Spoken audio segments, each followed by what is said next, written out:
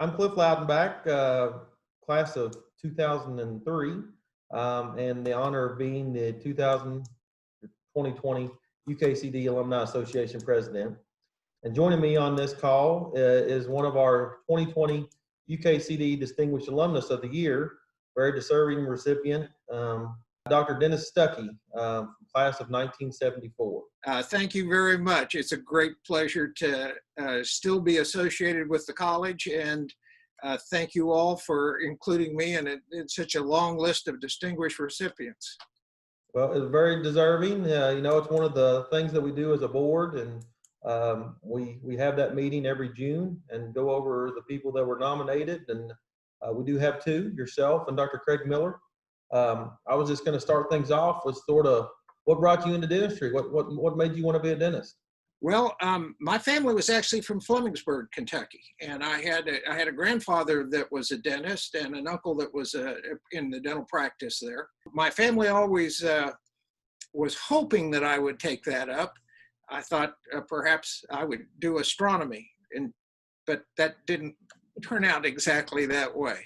What's one of your fondest memories or of UKCD? Or I know you were president of ASDA, things like that, but what sticks out to you about UKCD?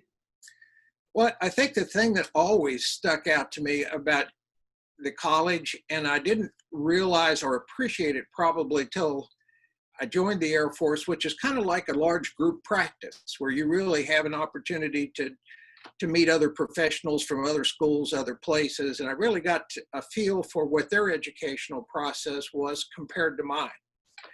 And I think that the thing that was evident to me from the very beginning, and that was back when Harry Bohannon was a dean and Sheldon Rovin was one of the associate deans, and some really outstanding faculty.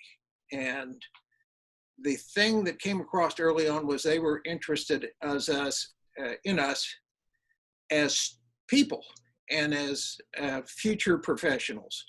And that sincerity and that dedication, I remember doing one of my initial interviews to come to the college.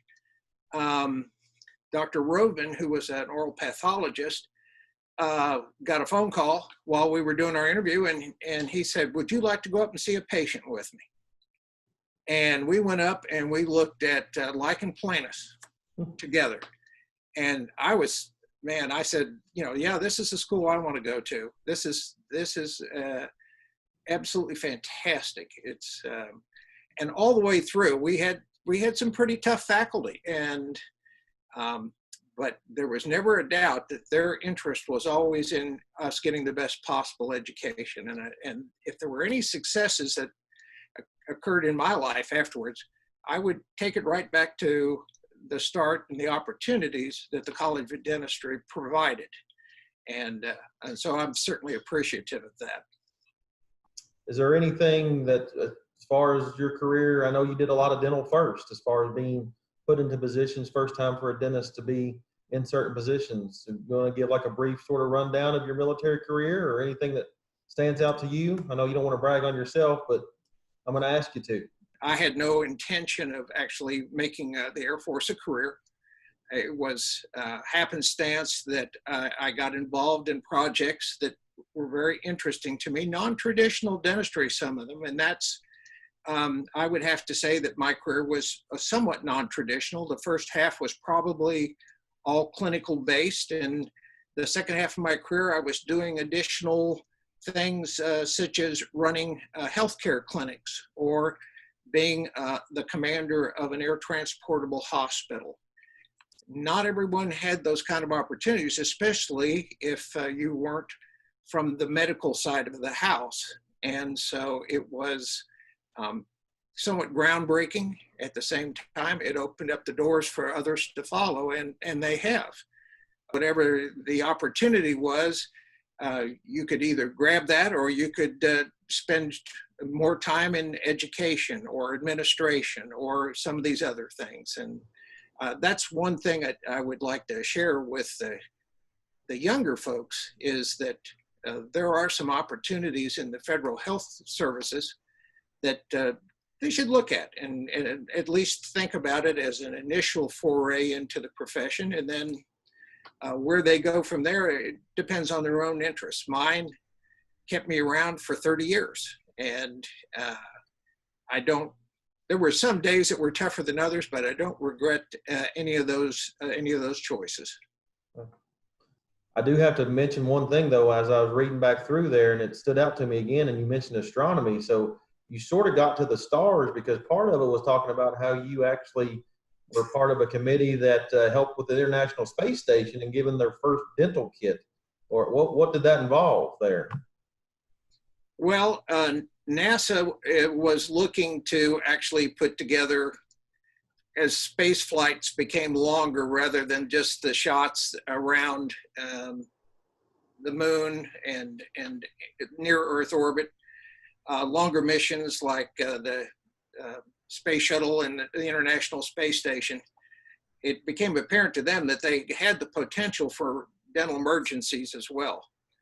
And part of the medical group that NASA has assembled put together a working group, some subject matter experts, some folks from universities, as well as the military services. And Air Force was a natural because we do a lot of flight dentistry and deal with the issues of altitude and some of the extremes that some of our pilots are subjected to. So assemble essentially a working group and considered what we would want astronauts to know, how they should be trained, and what equipment that they should have on board the International Space Station. And now that has gone on way past me, but as they're talking about flights to Mars and beyond, this is something that is a real challenge. Just as we have faced those challenges in the military with submarines and expeditionary forces that are not close to dental care, and how you have to triage, treat what you can, and try to stabilize so that a mission can be accomplished. You know, some undergraduate kids really have to debate, you know, we're seeing sort of decline in applications to dental school just with student debt levels and things the way that they are. I know you don't have any regrets about dentistry, but there are kids that are having to sort of debate, is it worth going to dental school for 4 years with the debt to come out and be a dentist with the, you know, changing times? Any thoughts on that at all?